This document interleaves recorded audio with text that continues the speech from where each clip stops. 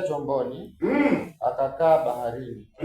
Hata yeye akipanda katika chomboni, akienda katika baharini, mkutano wote wako juu ya nchi. Kikundi kikubwa, mkutano wote mzima ulikuwepo mbele zake. Sasa kando ya bahari, kando ya bahari, akawafundisha mambo mengi kwa mfano. Akawafundisha mambo mengi.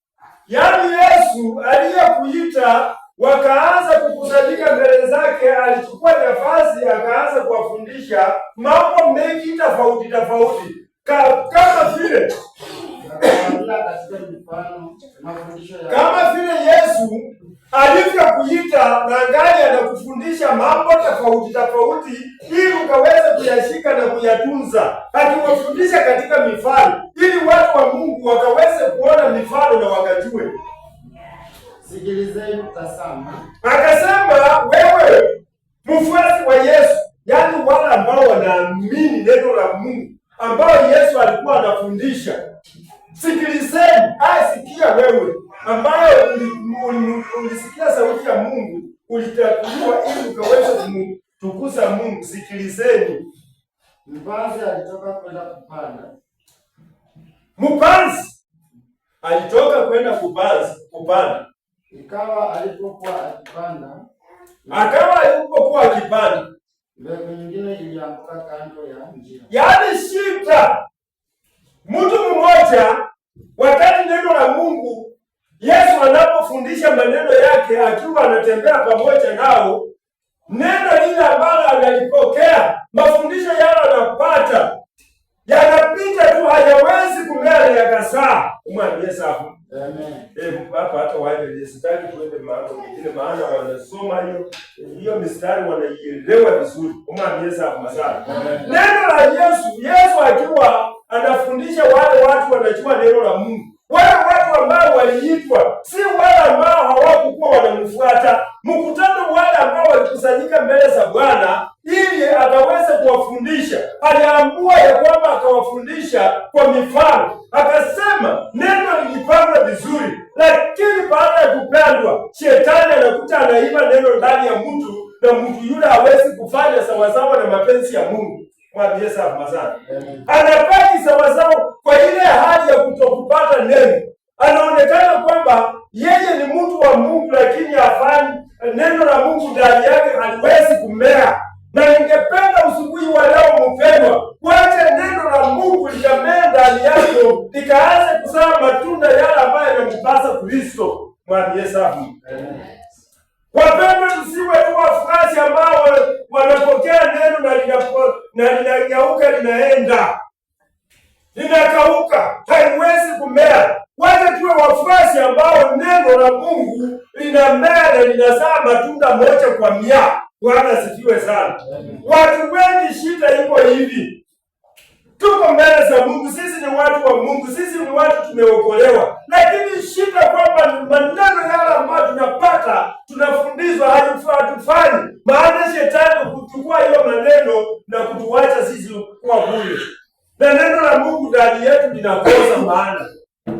Kwa sababu mchana wa leo Mungu ako na upendo mkubwa kwa wale watu ambao wanamfuata. Wacha tukawa mfano wa ile mbegu ambayo iliingia katika udongo mzuri ikazaa matunda mazuri, ili sisi tukaweze kuwa watu ambao tunazaa matunda ya mazuri ya kumpendeza Kristo. Tusiwe mfano ya wale ambao neno linapoingia ni shetani anakuja analinyang'anya, unabaki bure. Mwambie sana. Tunakuwa wadhaifu katika nyumba ya Bwana kwa sababu neno la Mungu ndani yetu linatoroka. Mwambie sawa. Liyo kwa yomwadi mkale kubaba atekele mumaombi, kubaba atekele mwiko wa yomwadi, kubaba atekele hata Mungu shuhudaza kunia na kwa sababu neno la Mungu halina nafasi ndani yetu likamea na likazae matunda. Wapendwa, wacha tuwe watu wa kuzaa matunda mazuri katika nyumba ya Bwana. Wacha tuwe watu wa nguvu katika neno la Mungu. Wacha tuwe watu ambao tunampendeza Kristo katika matendo yetu. Maana neno la Mungu linapoingia ndani yetu linazaa matunda ya kumpendeza Kristo. Bwana asifiwe. Usiwe Mkristo wa mfano ule ambaye anasema ya kwamba mimi nimeokoka na kwako hakuna matunda ya kuonyesha kwamba umeokoka. Wacha tukaonyesha ya kwamba sisi tumeokoka na sisi tuko na uzima katika Kristo. Kristo alituokoa na ile mbegu aliweka ndani yetu iko inaendelea, iko na afya, inazaa matunda ya kumpendeza Mungu, ya kufurahisha. Hivyo wapendwa, tutaweza kuvuna baraka za Mungu. Wacha tukawe watu wazuri. Wacha tukawe watu wa kuonyesha ya kwamba hakika sisi ni watu wa Mungu. Udhaifu ndani yetu Kristo alitupepea. Kristo alitupepea maovu yote. Akatupepea na mizigo yote iliyokuwa mizigo. Na sasa kwa sababu alitupepea, akatufungua ili tukawe huru mbele zake.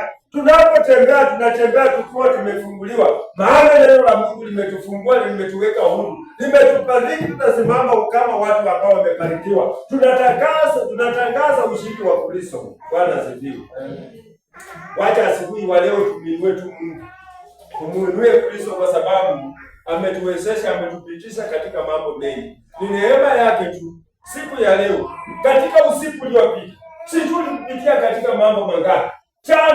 Mchana sisi tulipitia mambo tofauti ya aina gani? Hata sisi tulipitia mateso aina gani? Lakini Kristo alituokoa, amekuwezesha, amekufungua, amekutoa katika minyororo ya kufungwa katika nyumba ya Bwana, amekuweka katika nyumba yake ili ukawe uhuru, ukasherekee baraka za Mungu. Umwambie sawa.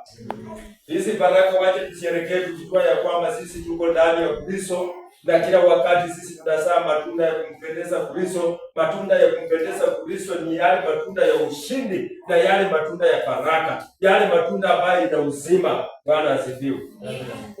Kwa haya machache nataka niombe. Baba